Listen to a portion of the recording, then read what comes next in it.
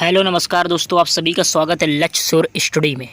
दोस्तों आज की इस वीडियो में क्लास 10th सब्जेक्ट सामाजिक विज्ञान पहला चैप्टर यूरोप के राष्ट्रवाद का उदय, ठीक है दोस्तों। तो इससे रिलेटेड जो मोस्ट इम्पॉर्टेंट जो क्वेश्चन है जो बार बार परीक्षा में पूछा जाता है फ्रांस की क्रांति से रिलेटेड, तो आप लोगों ने फ्रांस की क्रांति के बारे में पढ़ा होगा। यदि नहीं पढ़ा है तो आज इस वीडियो के माध्यम से आप पढ़ सकते हैं कि फ्रांस की क्रांति कब और क्यों हुई, इसके प्रमुख कारण क्या थे। इस तरीके से बोर्ड में दोस्तों ये क्वेश्चन पूछा गया है और बार बार पूछा गया है, तो इसलिए इस वीडियो को कृपया करके पूरा देखिएगा।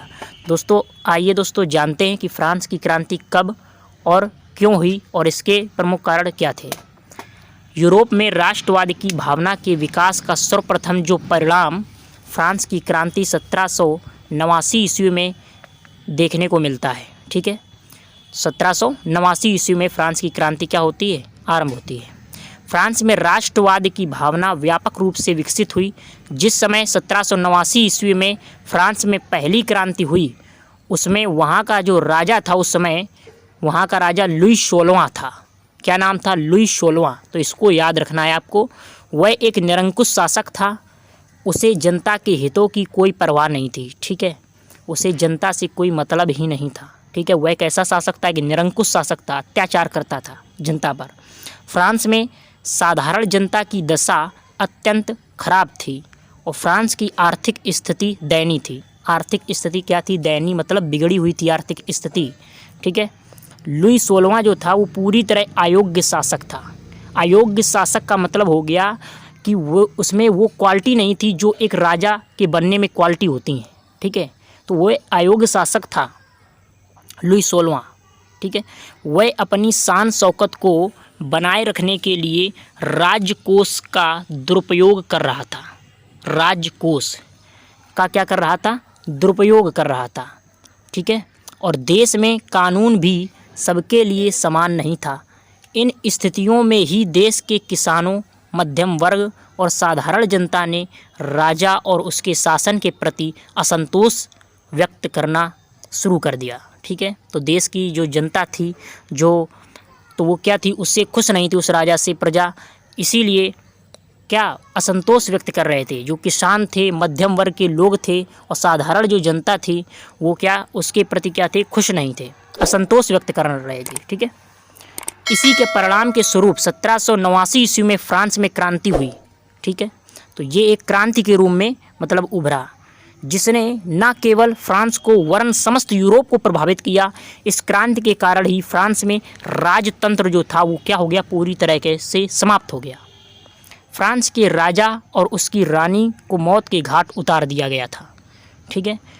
क्योंकि वहाँ की जो प्रजा थी वो खुश नहीं थी, प्रजा में एक क्रोध की भावना जगी हुई थी, जिसके कारण ये क्रांति इसको क्रांति का नाम दे दिया गया, जिसे फ्रांस की क्रांति के नाम से जानते हैं। और उसमें क्या हुआ, जो फ्रांस का जो राजा था लुई 16वां, उसको और उसकी रानी को मौत के घाट उतार दिया गया था।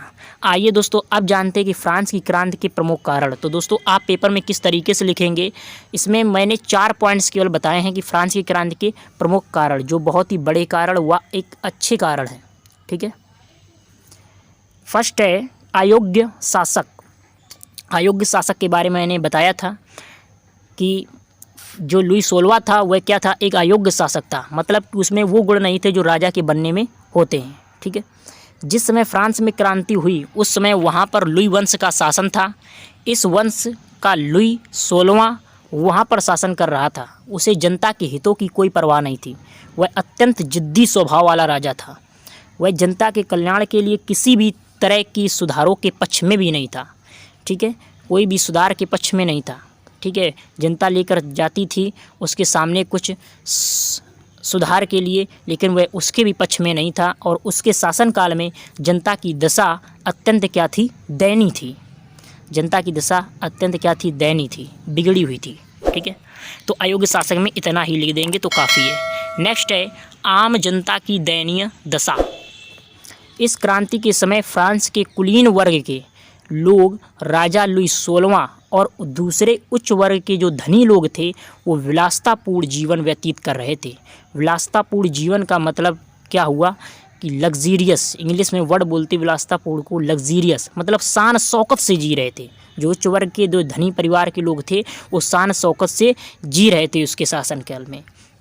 लेकिन दूसरी ओर उन्हें साधारण जो जनता थी वह मध्यम वर्ग के लोग थे, जो किसान लोग थे वो क्या थे, उन लोगों में क्या कोई सहानुभूति नहीं थी। मध्यम वर्गों के लोगों पर क्या थी, कोई सहानुभूति नहीं थी। ठीक है, वो उन पर अत्याचार कर रहे थे, मतलब उच्च वर्ग के जो लोग थे, ठीक है, उनको सता रहे थे। और दूसरी ओर आम जनता की दशा बहुत क्या थी, खराब हो चुकी थी। वे रोजी रोटी के लिए भटक रहे थे। तो इतना ही आप इसमें लिख देंगे, ये भी काफ़ी है। और नेक्स्ट है मजदूर वर्ग की दुर्दशा। फ्रांस में जो छोटे बड़े उद्योग स्थापित हुए उनमें काम करने वाले मजदूरों में भी असंतोष और विद्रोह की भावना का निरंतर विकास हो रहा था। छोटे व बड़े उद्योग थे स्थापित हुए तो उसमें जो मजदूर थे उनमें आपस में क्या था, असंतोष था और विद्रोह की भावना का निरंतर विकास हो रहा था। अब असंतोष कब पैदा होता है, जब उनके मतलब जो काम है वो काम के अनुसार क्या ना मिल रहा हो, वेतन नहीं प्राप्त हो रहा था। उन्हें अपने काम के बदले उचित वेतन प्राप्त नहीं होता था। उनके काम के घंटे भी निर्धारित नहीं थे। ठीक है, मतलब काम के घंटे मतलब जो समय था वो कोई निर्धारित नहीं था।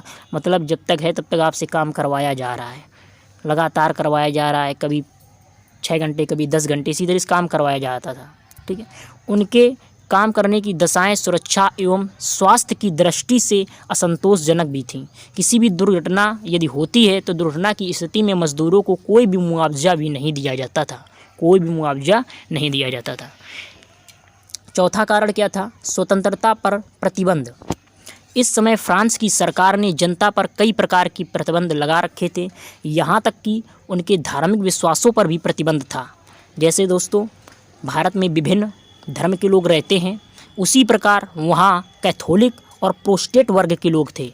तो कैथोलिक जो धर्म के लोग थे वो विलासतापूर्ण जीवन व्यतीत कर रहे थे, मतलब शान शौकत से जी रहे थे। लेकिन दूसरी ओर प्रोटेस्टेंट वर्ग के जो लोग थे वो भेदभाव उनके प्रति किया जा रहा था। प्रोटेस्टेंट जो वर्ग के लोग थे उन पर क्या किया जा रहा था, भेदभाव किया जा रहा था। ठीक है, तो दोस्तों आपको ये वीडियो कैसा लगा, ये दोस्तों आपको ये वीडियो अच्छा लगा हो तो मेरे चैनल को सब्सक्राइब कर ले ताकि आने वाली वीडियो की लिंक आप तक आसानी से पहुंच सके। धन्यवाद दोस्तों।